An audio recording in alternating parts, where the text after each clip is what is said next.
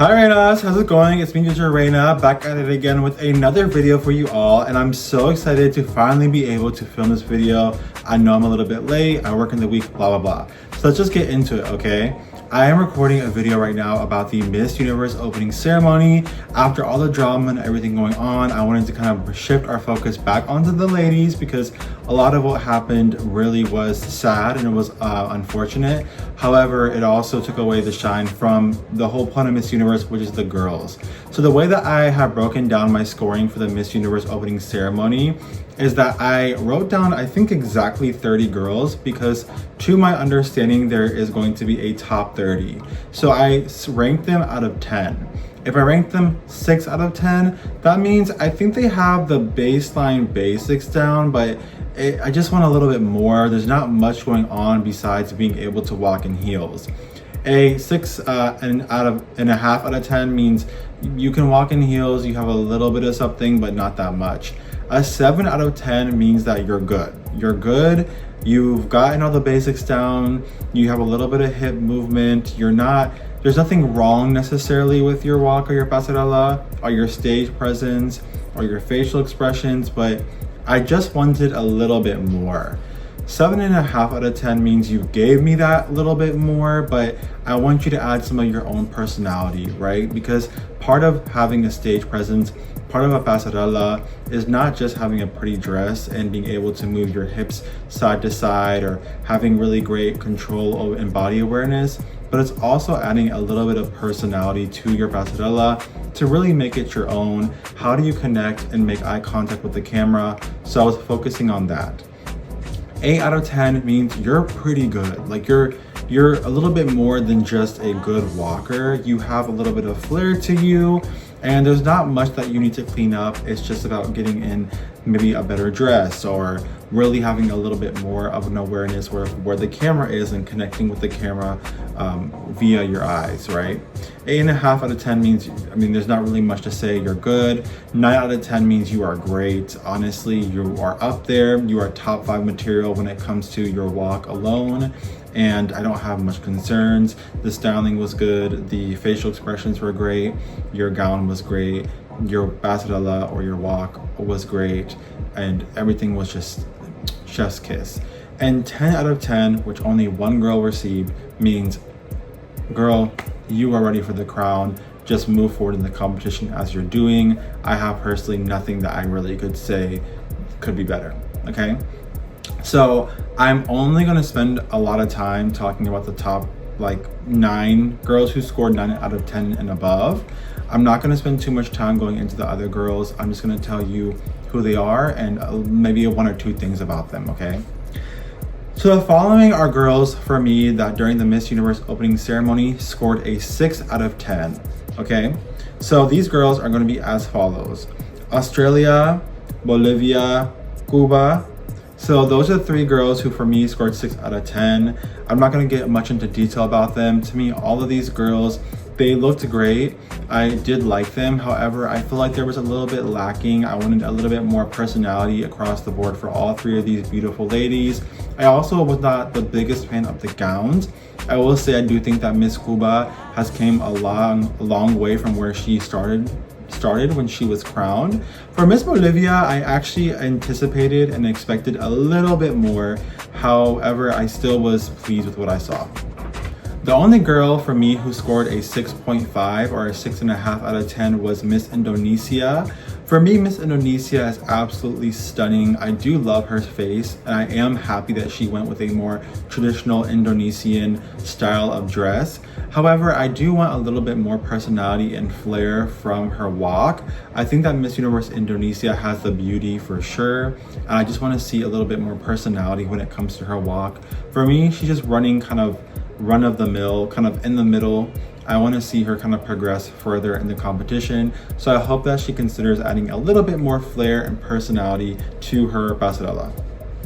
These are the following ladies for me who scored a 7 out of 10 during the Miss Universe opening ceremony. They are Cambodia, Chile, Costa Rica, Croatia, El Salvador, Zimbabwe, Zambia, and Peru. So I won't go into detail about all these ladies. I'll just call out a specific few that I feel like have the potential to go a little further. So Cambodia to me had a really good baseline walk, and I can definitely tell she has practice. I've seen videos of her in the past showing off and showcasing her passerella. So I'm very confident that Cambodia can give us more. She has the walk, she has the passerella and the side to side motion. Another reason why I deducted some points is that I wasn't necessarily a fan of her dress. Now I do love the colors, and I think the colors themselves were bright and they were different, and they definitely stood out against the white backdrop of the stage. However, I don't really like the cutouts. I'm not a big fan of the cutouts because they tend to look a little bit more cheap to me. I would have liked to see that same color pattern and a more regal looking dress that was maybe fit for Miss Universe. Croatia to me is tall and stunning, but I do feel like the glam team fails her every time. Each time that I see Croatia, she is just statuesque. I mean, this is a Croatia that stands out to me for sure. However, I would love to see her in a better hairstyling. I feel like every time that they style Miss Croatia, her hair falls a little flat. I'd love to see her a little bit more glammed up. And I do think she has a natural beauty, so it doesn't take a lot, but it's Miss Universe, so let's go ahead and just throw it on there. I feel like the glam in general during this event was inconsistent. So that was one thing that I did notice. I mean, some girls were like white cast and the makeup was just off, so I don't think it's a Miss Croatia thing. I think across the board, there needs to be some revision with the makeup and styling.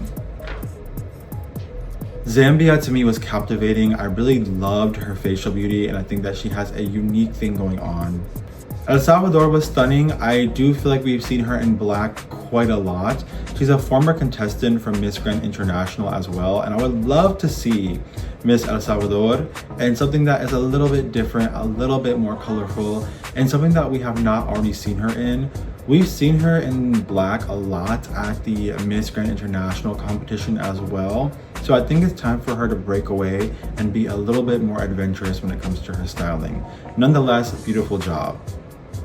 As you guys know, Costa Rica is one of my favorites. I personally really love this queen, but I was a little bit disappointed. The dress to me did not showcase or enhance the natural beauty that she possesses, and I was really hoping for a little bit more. These next following ladies are the ones that scored a 7.5 or a 7.5 out of 10 for me at the Miss Universe opening ceremony, and they are as follows. Colombia, Brazil, France, Mexico. So I know some of you may be surprised that these ladies, especially some of these ladies who have a sash factor and are very strong competitors, are only a 7.5 out of 10. So I'll go into detail about some of them, but not all of them. For me, France was a very pleasant surprise. She, to me, has been training for quite a while, so I anticipated that she was going to come in strong. And I spoke to this before, but France, when she gets on stage, transforms. I definitely see her bubbling up in the competition, and her hairstyling for this event was nothing less than impeccable. I love the white on her too against her tanned skin. She is absolutely gorgeous. Colombia to me was a little bit of a letdown. I feel like we've seen Colombia in this silver gown year after year after year. I'm ready for Colombia and Colombianos in general to send contestants into more colorful gowns that break away from the traditional silver that we always anticipate a Miss Colombia to be in. Nonetheless, she looks stunning, but I've seen her on stage and I know absolutely she can give more, and that's why I deducted some points. Brazil to me is just absolutely stunning. I loved her in the black. To me, she's a true Brazilian beauty. I thought she performed well. However, I want to see her push herself a little bit more and really give us that Braziliana fire. Mexico looked absolutely divine. However, I feel like as refreshing and natural as her beauty is, the dress did not really do anything to enhance that. I would love to see her in even a ball gown. I think would look gorgeous on her. Something that would really exude that ethereal and regal beauty that Miss Mexico possesses. I really loved how natural she was on stage, and I really hope that she is doing well mentally considering everything that happened. Nonetheless, when we're talking about just the pasarela and the stage presence, I know that Miss Mexico is capable of giving us even more. These following ladies made 8 out of 10 on my scoring board, and they are as follows: Ecuador, Thailand, Trinidad and Tobago. Ecuador to me is stunning. I love her yellow dress and her reference to a former Miss Universe. I do think that references are great, but I think if she would have made it a little bit more of her own, it would have even been better. To me, Thailand did a great job. Veena Pravinar is a renowned name within pageantry. However, I do feel like I've seen Veena give a lot more and doing a lot better. I also feel like we've seen this silver, traditional, more Latina gown overdone. And I have the same note as Colombia, where I would like to see Veena in a dress that's a little bit more colorful moving forward. She is of Indian descent, and I know that she would look stunning in some color. And Thailand itself is a very colorful culture and country. So I would love to see her represent the colors that Thailand possesses within its culture and come with something that's a little bit more unique and a little bit more creative. I also want to see a little bit more fire and energy in Veena. I feel like it was a little bit lackluster. And while there is technically not a lot wrong, I do want to see more fluidity in her turns. If she's in a dress that is more restricting, which I think she was, perhaps making a full turn is not going to be the best idea if you have to break it into 2 steps, because then it just looks choppy and it does not look like it is fluid. So for Veena, I recommend a little bit more fluidity, but fortunately she has a face that is just so stunning that it really kind of captivates you, and she can kind of get away with a little bit more than other people. Trinidad and Tobago was completely stunning, and I really appreciated the effort that she put into this performance. This was a silver gown that I do think did pay off in the end. She looked absolutely divine in silver. It really went well against her dark skin, and I think she is just absolutely a goddess. This is a beauty that I hope, despite her sash factor not being very strong, will be able to push through in the competition and make a top 30 spot. I mean, she's stunning, you guys. This is a dark horse that you all need to look out for. The following ladies made an 8.5 or a 8.5 out of 10 on my scoring board, okay? They are as follows: Puerto Rico, Portugal, and Venezuela. So all 3 of these ladies were really strong. I had noticed Portugal a long time ago, and I was very pleasantly surprised to see that she is still standing tall in the competition. She looked absolutely divine, you guys. I mean, she looks like a goddess. There's not a lot of things I have to say. She did a really good job working her cape, and I don't know, I can see her going very far in this competition and surprising a lot of us. For me, Venezuela is finally showing up to Miss Universe. In the past, I feel like the Miss Universe Venezuela team styled Stephanie Abasali like she was someone's abuelita, and I did not like that for her. They were giving her very old, like 1950s glam. I did not understand that direction at all for Stephanie, and I'm very glad that ever since she showed up to Thailand, the Thai team has whooped her into shape. I mean, she looked stunning, you guys. She carried this red gown beautifully. The turn was great. And I honestly was not a huge fan of Stephanie, not as a person, but just in terms of her performance and her styling prior to when she showed up to Thailand. But ever since she's shown up to Thailand, she has just turned on that Miss Universo mode. And I don't know, I see another top 5 placement for Venezuela if she keeps this up. Absolutely stunning, and I loved it.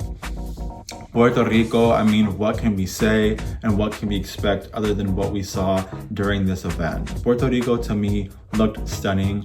I still feel like Puerto Rico needs to find gowns that showcase and enhance these Boricua and Puerto Riqueña beauties. I really feel like Zashley is a stunning morena queen, and I would love to see her in something that is a little bit more captivating and really enhances the beauty that she possesses. Nonetheless, whether the gown is stunning or it is just a little bit more on the ordinary side, Zashley knows how to stand out and really take a command of the stage, and she did that in this event. The following ladies made a 9 out of 10 on my scoreboard, and we're almost to the end because like I mentioned earlier, there's only one queen who got 10 out of 10. So these are the following ladies who made 9 out of 10 on my scoreboard for this event. They are as follows: Turks and Caicos, USA, Philippines, Côte d'Ivoire or Ivory Coast, Miss Universe Latina, and of course Miss Universe India. So let's get into it, you guys. Miss Universe Turks and Caicos, I mean, I thought she was stunning, but what a complete and pleasant surprise. She knocked these frontrunner Sash Factor countries off of their heels, honey. She looked absolutely divine. And this is what a good queen with a good walk and a good styling and a good gown looks like. She's not a Sash Factor country. She comes from a small island nation, Turks and Caicos, but baby, she's here to play ball. She absolutely took control and took command of the entire stage. That white gown, I mean, chef's kiss against her white teeth. Guys, Turks and Caicos for me, if she makes the top 30, just put her in the top 5 automatically, and let's see what she can do with a mic in her hand and a question in front of her, because I really am excited to see what she can bring to Miss Universe. And I don't know, so many of us are very nationalistic and we only root for these big countries with Sash Factor, but to me, when a country like Turks and Caicos comes up in there and says, not too fast, I'm here to play too, I love it. I love it. Knock these big countries out their place and make them uncomfortable, Turks and Caicos, because that's what Miss Universe should be. It's so boring if every year the only girls who are good are the girls who have access to training. Turks and Caicos said, baby, you guys can have all these passion cams and these trainers and these biz national directors behind you and all these sponsors and monies, but I'm coming like an island gal. She really just killed it. Love it, love it, love it. USA only had about one singular week of turnover between her national pageant and coming to the Miss Universe competition. Now, I will be completely honest with you. I think that Miss USA is stunning. She's not my type of beauty. To me, she's beautiful. Of course, she is gorgeous, but she's not the type of beauty that I typically would be drawn to. Nonetheless, you cannot lie and deny that Miss USA didn't just train in order to win the Miss United States of America competition. She trained to win Miss Universe. That was a stunning performance given by Miss USA, and I am a born and raised American. I do think that, again, it's one of those things where it's such a Sash Factor country that we're like, okay, Miss USA, but we gotta give respect where it's due. Miss USA, you have earned, like I think you should have earned everyone's respect with that performance. You did a fantastic job. That's a great, great gown. And kudos to the new Miss USA National Director for really getting everything together to ensure that Miss USA can still compete and keep up, right? So great job for only having 1 week between your national competition and Miss Universe. It's just impressive.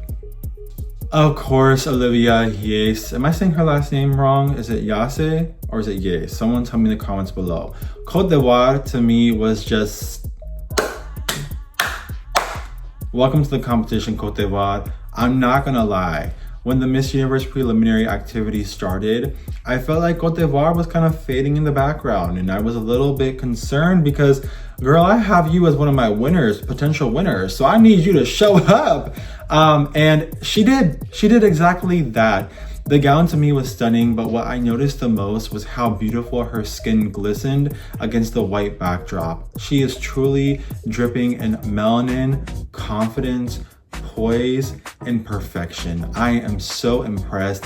Those long legs, you can see them coming from a mile away. Those bright teeth, I love it. Everything about what she presented on that stage was absolutely perfection. And I don't know, I personally would love to see her dripped in gold for the finale when I know she will place. She just did a great job throughout every time that she had a moment on that stage. Even when cameras were not on her, if you see her from the audience view, she was on go mode every single time. Olivia, good luck to you. I know you can do this. Forge forward and get the crown for Ivory Coast, for West Africa, and for every girl who looks like you, who doesn't believe in themselves, but should, because they are capable. Let me tell you guys something. The only thing that is lacking from the African region is not talent, not beauty, not intelligence, but just accessibility and visibility. And let's just be frank, racism gets in the way of queens like Olivia being able to progress in the competition. I really hope that that's not the case this year around, because she's nothing less than capable. Avenge Miss Nigeria, okay? Miss Universe Latina to me is honestly just the La Maxima of the Latinas. And now I know that the Miss Universe Latina title in general is controversial, and I don't understand it. I don't know why there's a Miss Universe Latina. I really do feel like the Miss Universe organization this year is very, very Latina dominant. I feel like there's definitely some bias. When you see their social media pages, a lot of the queens that are being highlighted are from the Latin region. And I don't know, I feel like there is just some bias going on, to be honest.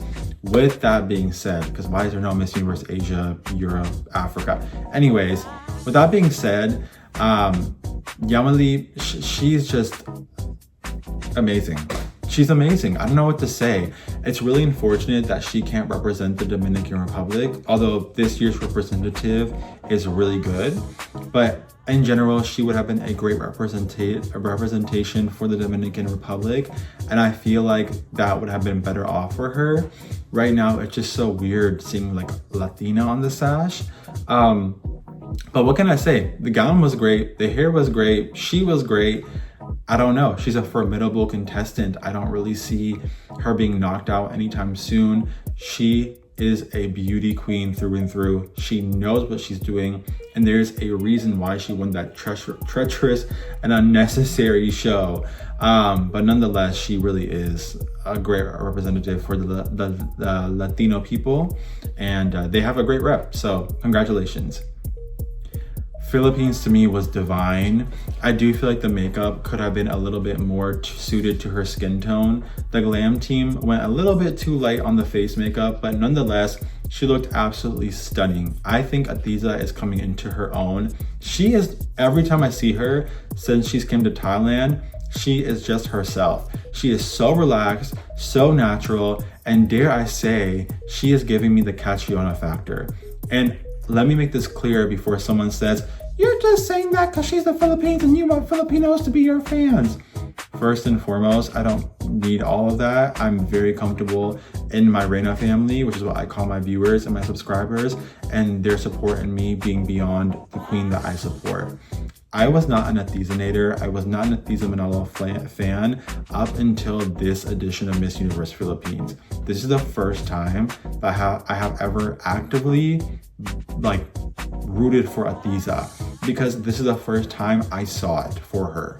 I really feel like destiny has called for Atiza Manalo, because up until this year, I don't think she was ready.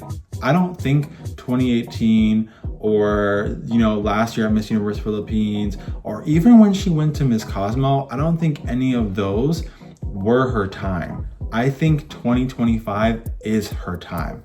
I think Atiza Manalo stepped into the Miss Universe Philippines crown exactly when she was supposed to, and we're seeing it every single time she's on stage. She's so relaxed. I loved the gown. I know some people said it was too simple, but I think that's what Atiza needs, to be honest, because her personality shines through. She's giggling on stage and it's just so natural. I don't know. I honestly see her and I see no stress. No stress. She's not stressed. I don't know what happened between Miss Universe Philippines and now, but something is just so beautiful about Atisa Manalo. And I don't know, I see a top 5. And I didn't initially see that. I originally saw a top 10 for Atisa, but now I see a top 5. Miss Universe Miss Universe India, okay, Monica Vishwakarma.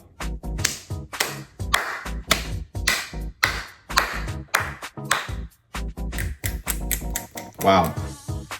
Everyone right now at home, clap with me. Wow, India.